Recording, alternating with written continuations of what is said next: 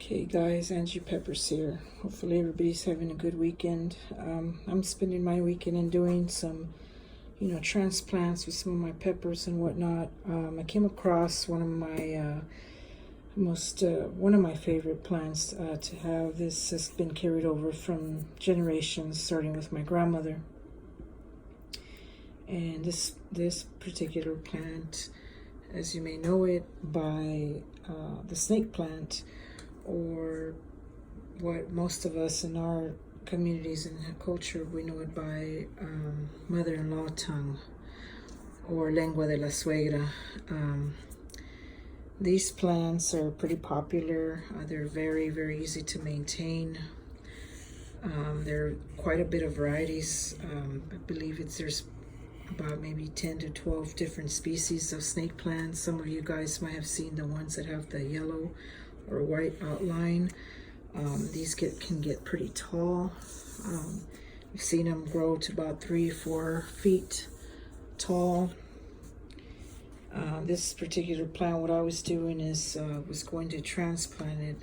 This plant has been carried on over by, like I said, with my grandmother, who no longer is with us, but I managed to take some of her plants. She had given me some, and I have been transplanting them now. I've had them for a few years now, and I'm going to continue to replicate them and clone them or propagate them. Very easy to maintain. These plants are very, like I said, very popular. You usually see these like in hospitals, you see them in schools, you see them in businesses and offices. Great indoor plant, very easy to maintain. It's kind of grows kind of slowly, so it does take a little bit of time for it to grow. This particular plant, like I said, a lot of people have them indoors. It's looks very pretty. Needs just moderate light, hardly any light at all, and very easy to maintain. You hardly ever have to water it. Probably, like I would say, maybe once a month. It's just as long as you have good drainage and soil. You could use maybe any kind of soil. Does well in clay soils, or any kind of potting soil that you want to have. These, if you get yourself some pretty clay or ceramic pots, these make great, like I said, make great indoor plants or office plants. These particular plants, they've done research on them, and they basically say that it's good for, like, to have these in your bedroom and things like that, because at night they release oxygen. Very easy, like I said, to propagate these. As you can see, this plant is kind of old already. Like I said, my grandmother had it for a lot of years.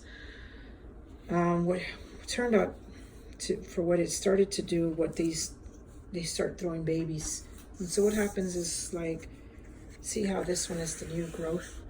So this is a new growth, and kind of starts popping out on the ground. So what I'm going to end up doing is, you just get these with the scissors, get some good clippers, take the bad stuff off, and then you just kind of basically cut them in squares. So I'd say maybe about a couple of inches, and then you just put them in the ground. As you can see here, I have some that I had cut, and then you kind of just, like I said, I cut this one right now. I cut it off of this plant. See, kind of cut it. It's very kind of like fibrous. You see that? And you kind of just stick it there in the ground and just give it some time. As you can see, this one, it's already throwing the little babies out. Real cute, real neat. See that? It takes a time, a couple of months or so, before you start seeing that. This one, there's still really nothing. And then basically you just kind of take it out carefully and separate it, and then you just place it in the ground a couple of inches in. Like I said, very easy to maintain plants. I really, really like this plant. It just goes back many, many years in my family, and I'm sure that you guys know of a family or two, or maybe you have one of your own. Different species, like I said, this one, see, it's got like kind of grayish white stripes across. And then some will throw, see how this one is kind of like a rich green, so it's just kind of cool.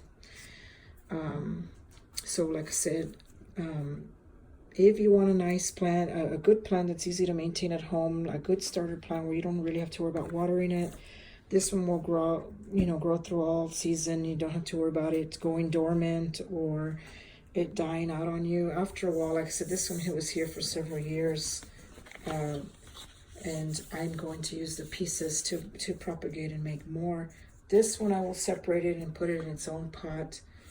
And then, like I said, you can grow the babies and all that. So if you're looking for an easy plant to maintain, something that adds color, something that adds, looks very artistic to me. If you place it in your home, it's a very good plant to have. So very easy to propagate as well. And like I said, it just takes a little bit of time for it to grow. Again, this plant, like I said, they call it the snake plant or mother-in-law tongue. Not just, that's what I know it by. Real easy to maintain, a real good plant to have. So hopefully this will kind of help you out if you're out shopping or whatever and you want to have an indoor plant. This would be a good one to have or to add if you don't already have one. And then you just maintain it, and like I said, well draining pots. You don't want the water sitting in there. There has been times that I did have one that bloomed. You would throw out little yellow flowers. Very rare to see. That was the only time that I saw it do that, so it's pretty cool. So there you go. Today's featured plant here on Angie Peppers is the snake plant or the mother-in-law tongue.